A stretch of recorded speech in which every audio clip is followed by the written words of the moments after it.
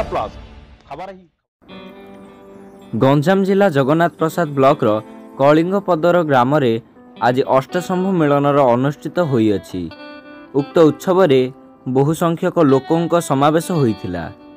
एइथिरे कलिंगपदर मसाबाड़ी, तोलोड़ी, पटांगी, गुंडुरीबाड़ी, बंता, तारासिंगी, गेरेडा दंडयात्रा भाग नहीं अछंती।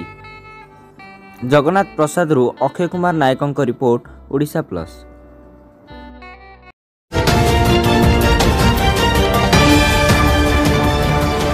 ओडिशा प्लस खबर ही।